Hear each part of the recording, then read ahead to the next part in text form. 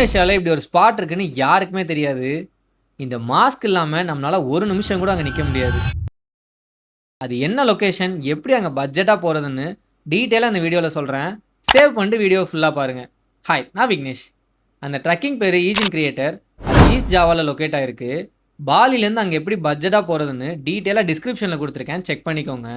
நான் இந்த ட்ரக்கிங்கை ஈஜின் back bakers hostel மூலியமாக பண்ணேன். அங்கே ஸ்டேக்கு ஒரு ஆளுக்கு 70K ஐடியாரும், இந்த ட்ரக்கிங்க்கு 350K ஐடியாரும் சார்ஜ் பண்ணுறாங்க. பார்கென் பண்ணிங்கன்னா அவங்களே உங்களுக்கு ஃப்ரீ மெடிக்கல் சர்டிஃபிகேட் கொடுத்துருவாங்க. கரெக்டாக நைட்டு 12 மணிக்கு உங்களை ஹாஸ்டல்லேருந்து பிக்கப் பண்ணி பக்கத்தில் இருக்க ஹெல்த் சென்டரில் விட்டுருவாங்க.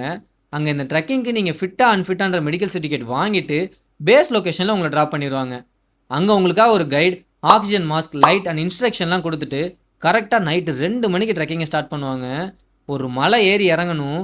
கீழே இறங்க இறங்க அந்த சல்ஃபியூரிக் ஆசிட்னால மூச்சு விட முடியாமல், கண்ணும் திறக்க முடியாமல் ஒரு மாதிரி த்ரில்லிங் எக்ஸ்பீரியன்ஸாக இருக்கும். அண்ட் கீழே போனோன்னே ஏதோ வேறு பிளானெட்டில் இருக்க மாதிரி இருக்கும். பிகாஸ் சுற்றி முற்றி சல்ஃபியூரிக் ஆசிடாக இருக்கும்.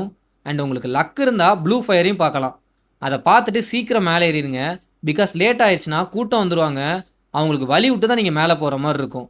ஒன்ஸ் மேலே போனோடனே சன்ரைஸ் டைமில் அந்த சல்ஃபியூரிக் ஆசிட் லேக்கை பார்க்குறதுக்கே செம்மையாக இருக்கும். அண்ட் ஜாக்கெட் கொண்டு போயிருங்க. பிகாஸ் காலங்காத்தால் செம்மையாக குளிரும். பார்த்துட்டு வந்த வழியிலேயே பொறுமையாக இறங்கிடுங்க. ஒருவேளை உங்களுக்கு இறங்க முடியலனாலும் பிரச்சனை இல்லை. அவங்களே அங்கே ஃபெராரின்னு சொல்லிட்டு ஒன்று வச்சுருப்பாங்க. ஒரு ஆளுக்கு 100Kலேருந்து ஸ்டார்ட் பண்ணுவாங்க. பார்கென் பண்ணிட்டு அதிலே கீழே இறங்கிருங்க. கீழே இறங்கினோடனே திரும்ப ஹாஸ்டல்லே அவங்க ட்ராப் பண்ணிடுவாங்க கரெக்டாக 9:30க்கு. அண்ட் இன்னொன்று சொல்கிறேன், இந்த ட்ரெக்கிங் நீங்கள் போகும்போது கோல்ட் செயினோ சில்வர் செயினோ போட்டு போயிடாதீங்க. பிகாஸ் நான் அப்படி தான் போட்டு போனேன். எனக்கு சில்வர் செயின் ஃபுல்லாகவே கருத்துருச்சு.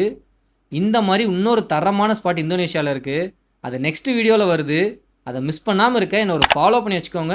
டாடா பாய்.